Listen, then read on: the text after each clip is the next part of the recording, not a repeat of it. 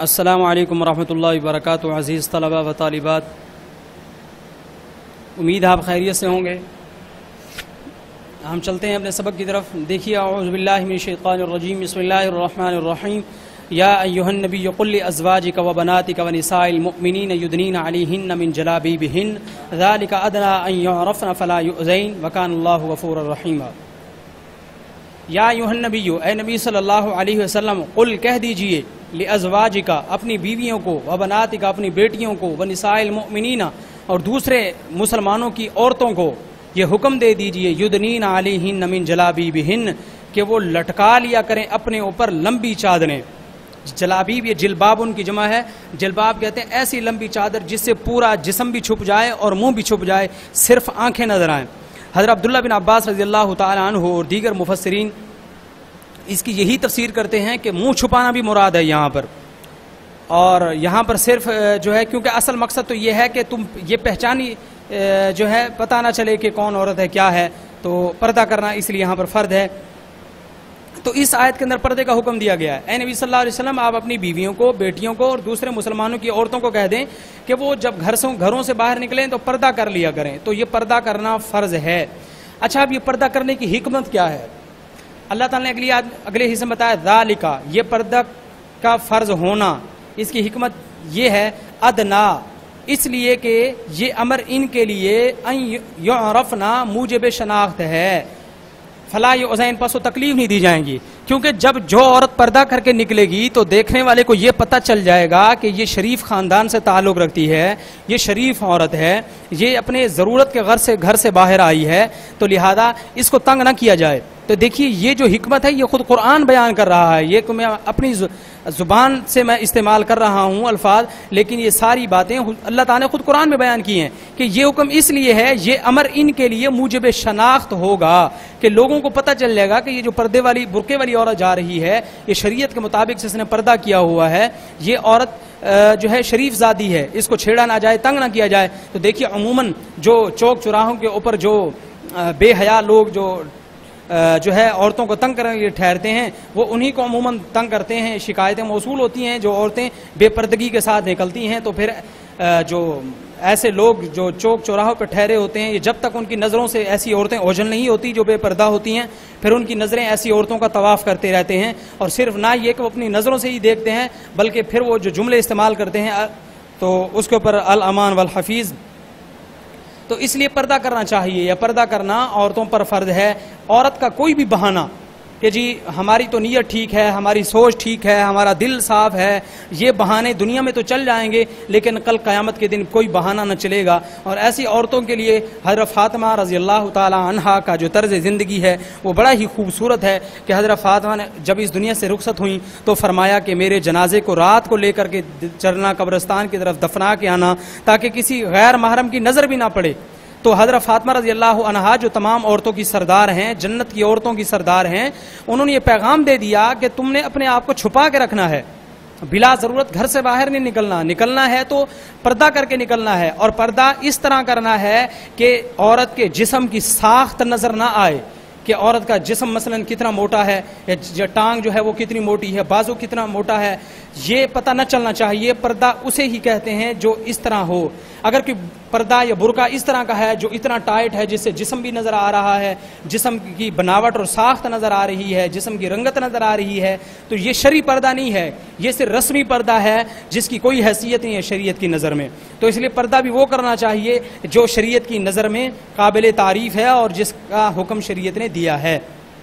اور چہرے کا بھی پردہ کرنا چاہیے. تو شریعت نے جو اصول بیان کی ہیں انہیں اصولوں کو مد نظر رکھ کر عورت کو زندگی گزارنی چاہیے، مرد کو بھی ویسے ہی شریعت کے مطابق زندگی گزارنی چاہیے. وکان اللہ غفور الرحیم، اور اللہ تعالیٰ بخشنے والا، رحم فرمانے والا ہے. لئن لم ينتهي المنافقون والذين في قلوبهم مرض والمرجفون في المدينة لنغرينك بهم ثم لا يجاورونك فيها إلا قليلا. لئن لم ينته، لئن اگر لم ينتهي نہ باز آئے، المنافقون منافق لوگ، والذین اور وہ لوگ، فی قلوبہم جن کے دلوں میں مرض ہے، مرضن جن کے دلوں میں مرض ہے، یعنی اگر منافق لوگ اور وہ یہودی لوگ جو سازشیں کرتے پھرتے ہیں مدینہ میں، کبھی کس کو لڑوانے کی مسلمانوں کے ساتھ، کبھی مشرکوں کو لڑوانے کی، کبھی یہودیوں کو مسلمانوں کے ساتھ لڑوانے کی، کبھی عیسائیوں کو مسلمانوں کے ساتھ لڑوانے کی جو سازشیں رچاتے پھرتے ہیں، اللہ تعالیٰ فرماتے ہیں کہ اگر یہ باز نہ آئے، والمرجفون فی المدینہ، اور وہ جو خبریں اڑاتے پھرتے ہیں مدینے کے اندر، یعنی افواہیں اڑاتے پھرتے ہیں، اگر یہ باز نہ آئے، لَنُغْرِيَنَّكَ بِهِمْ، تو ہم آپ کو پیچھے لگا دیں گے بہم ان کے، یعنی ہم آپ کو جہاد کا حکم دے دیں گے، ثم لا یجاورونک، پھر وہ نہ رہ سکیں گے آپ کے پڑوس میں، ثم پھر لا یجاورون، پھر وہ آپ کے پڑوسی نہ رہ سکیں گے، کاف کا معنی آپ کے فیہا اس مدینے میں، یعنی شہر مدینہ میں وہ آپ کے پڑوسی نہ رہ سکیں گے، الا قلیلا، مگر بہت تھوڑے دن، یعنی اتنے ہی مہلت کے دن، ملعونین، پھر یہ لعنت زدہ لوگ ہیں، پھٹکارے ہوئے لوگ ہیں، اینما ثقفوا، پھر یہ حکم جاری کر دیا جائے گا، اینما ثقفوا، جہاں کہیں پائے جائیں، اخذوا، پکڑ لیے جائیں، وقتلوا تقتیلا، اور ان کی گردن اڑا دی جائے۔ یعنی اللہ تعالیٰ فرماتے ہیں کہ یہ مدینے کے جو منافق لوگ ہیں، یہودی لوگ ہیں، جو شرارتی لوگ ہیں، فسادی لوگ ہیں، یہ باز آ جائیں، یہ معاشرے کو خراب نہ کریں، معاشرے میں فساد نہ پھیلائیں، معاشرے کے امن کو خراب نہ کریں، یہ باز آ جائیں۔ اگر باز نہیں آئیں گے تو پھر میں حکم دوں گا رسول اللہ صلی اللہ علیہ وسلم کو، صحابہ کرام کو، ان کو پکڑ لو اور یہ جہاں کہیں تمہارے ہتھے چڑھ جائیں ان کی گردن اڑا دو۔ سنت اللہ فی الذین خلو من قبل ولن تجد لسنت اللہ تبدیلا، سنت اللہ، اللہ کا طریقہ رہا ہے، فی الذین، ان لوگوں میں، خلو من قبل، جو پہلے گزر چکے، یہی اللہ کا دستور اور طریقہ رہا ہے ان لوگوں میں جو پہلے گزر چکے ہیں، یعنی وہ قومیں جو پہلے گزر چکی ہیں ان میں اللہ کا یہی اصول رہا، کیا کہ اللہ تعالیٰ جب کسی قوم کو دیکھتے ہیں کہ وہ فساد کر رہی ہے، امن، معاشرے کا امن خراب کر رہی ہے، لوگوں کو قرآن و سنت کے خلاف بھڑکا رہی ہے، یا قرآن و سنت کے فیصلوں کے خلاف جو ہے وہ سازشیں کر رہی ہے، تو اللہ پہلے ان لوگوں کو سمجھاتے ہیں، اگر وہ سمجھانے سے باز نہ آئیں تو پھر ان کی طبیعت ٹھیک کرتے ہیں عذاب نازل کر کے، اگر رسول موجود ہو تو پھر جہاد کا حکم کرتے ہیں، اور اگر رسول موجود نہ ہو تو جو ان کے نائبین ہوتے ہیں قرآن کے ذریعے سے ان کے اندر حکم جاری کیا جاتا ہے، یعنی حکم تو پہلے سے موجود ہوتا ہے، پھر وہ جو نیک لوگ ہوتے ہیں پھر وہ ان کے خلاف پیش قدمی کرتے ہیں۔ ولن تجد لسنت اللہ تبدیلا، ولن تجد، اور ہرگز تو نہیں پائے گا، لسنت اللہ، اللہ کے طریقے کو، تبدیل یعنی اللہ کی جو عادت اور طریقہ ہے کسی قوم معاشرے کو اصلاح کرنے کا، تو اس کو تبدیل نہیں پائے گا۔ یہ نہیں ہے کہ اللہ تعالیٰ کسی قوم کو تو جو ہے فساد کی وجہ سے معاف کر دے، کسی کو عذاب دے، ایسا ہرگز نہیں ہے۔ اللہ تعالیٰ ہر قوم کو پہلے سمجھاتا ہے، پہلے نبی بھیجتا ہے، کتاب اتارتا ہے، ان کو مہلت دیتا ہے، سمجھاتا ہے، اگر وہ نہیں سمجھتے تو پھر عذاب نازل کرتا ہے۔ تو عزیز طلبہ، یہ آیت نمبر 59، 60، 61 اور 62، یہ 4 آیتیں آپ کے سامنے آ گئیں، ان کا ترجمہ آپ نے اچھی طرح یاد کرنا ہے، اور جو ان سے متعلقہ جو الفاظ معنی ہیں وہ بھی آپ نے اچھی طرح یاد کرنے ہیں۔ تو اس میں ایک تو یہ سوال ہے تمارین کا